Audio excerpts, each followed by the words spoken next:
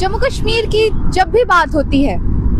या जब भी हम किसी युवा से पूछते हैं, युवाओं से सवाल जवाब करते हैं कि आपने जब सरकार को वोट दिया था तो क्या आपका मसला था, क्या आपकी दिक्कतें थी जो आप चाहते थे कि ये सरकार हल करे, तो सबका एक ही जवाब आता था,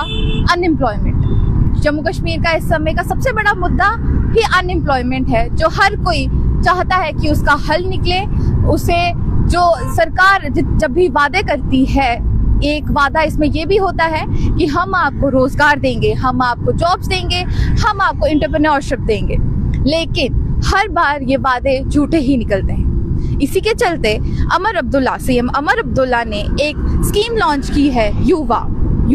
युद्धमय विकास अभियान, जो SKICC में लॉन्च की गई है। उनका कहना है कि एक विजनरी इनिशिएटिव होगा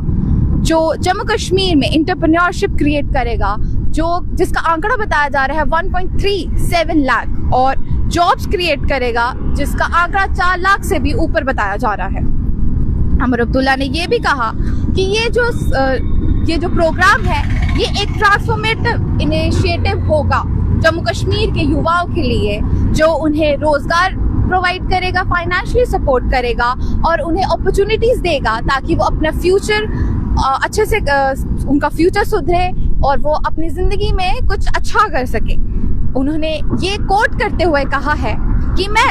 जम्मू कश्मीर के युवाओं से ये वादा करता हूँ कि मैं अपनी तरफ से पूरी कोशिश करूंगा और आपको ये कमिटमेंट देता हूँ कि जम्मू कश्मीर के युवाओं का फ्यूचर जो है वो इससे बेटर होगा। इस लॉन्च इवेंट में कई मिनिस्टर भी थे और बताया जा रहा है इस मीटिंग में बहुत सारे युवाओं और एंटरप्रेन्योर्स ने भी बढ़ चढ़ के हिस्सा लिया है। लोगों को कॉन्ग्रेचुलेट करते हुए अमर अब्दुल्ला ने ये भी कहा कि ऐसा नहीं था कि ये जो इशू है रोजगार का, इससे पहले ये एड्रेस नहीं किया गया है, लेकिन कुछ दिक्कतों की वजह से या कुछ परेशानियों की वजह से वो स्कीम्स सक्सेसफुल नहीं हुई हैं, सक्सीड नहीं हुई हैं। लेकिन उनका ये भी कहना है कि जो ये स्कीम है वो फोकस करती है युवाओं के ऊपर, और ये जो स्कीम है इसका मेन मोटिव यही है कि युवाओं को रोजगार दिया जाए, उन्हें एंटरप्रेन्योरशिप दिया जाए और उन्हें फाइनेंशियली सपोर्ट किया जाए। उन्होंने ये भी कहा है कि ये जो डिसीजन है ये बिहाइंड द डोर्स नहीं लिया गया है, बल्कि इस पे बहुत सोच समझ के, सूझबूझ से इसका जो स्कीम का प्लानिंग है, पूरी जो इसका लॉन्च है, उसे सोच समझ कर ये जो स्कीम है ये लॉन्च की गई है। तो लेकिन सवाल ये भी खड़ा होगा कि जो पहली स्कीम्स इन्होंने लॉन्च की थी, क्या वो उन्होंने बिना सोचे समझे ही लॉन्च कर दी थी? क्या उस पर आपने सोच विचार नहीं किया था? जो स्कीम्स आपने पहले लॉन्च की थी वो एक फेलियर के तौर पे देखी गई है, या जब आप पहले वादे करते थे, सरकार ने जो वादे किए थे युवाओं को, अब आज भी कल भी, तो वो पूरे क्यों नहीं हुए? क्या देखना अब ये होगा, क्या ये वादा भी खोखला है या इस बार सरकार कुछ नया कर दिखाएगी, जो कि युवाओं को उम्मीद तो नहीं है, क्योंकि ये जो जम्मू कश्मीर का युवाएं जो भी यूथ है वो ये वादे पहली बार नहीं सुन रहे हैं। जब भी बात आती है कि आप अपने वादे पूरे क्यों नहीं कर पाए, तो एक ही सरकार का एक ही जवाब इसमें सुनने को मिलता है कि हमारे पास जो फंड्स थे वो नहीं है।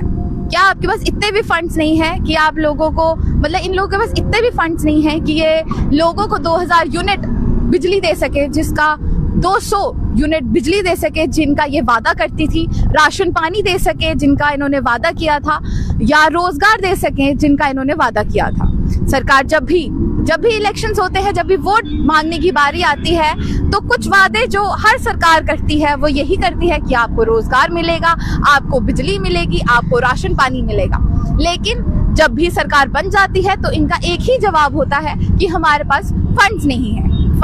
है, लोगों की पेंशन नहीं मिल रही है, लोगों को आप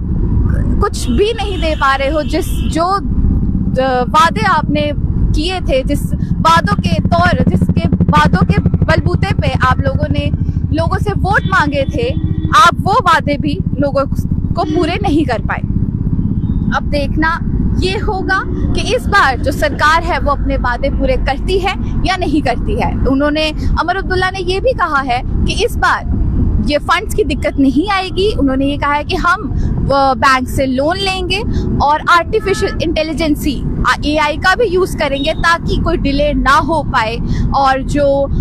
स्कीम है उसे अच्छे से लॉन्च किया जाए, उसे एक हम सक्सेस बनाए युवा के लिए। और आखिर में इनका स्कीम का जो युवा स्कीम है उसका जो लॉन्च का एम है वो यही है कि युवाओं को 4 लाख से भी ऊपर जॉब्स दे सके और एंटरप्रेन्योरशिप दे सके, जिसका आंकड़ा बताया जा रहा है 1.5 लाख से भी ऊपर। अब देखना ये होगा कि सरकार अपना वादा पूरा करती है या इस बार भी युवाओं को एक उम्मीद की किरण देकर वो उम्मीद की किरण दोबारा बुझ जाती है।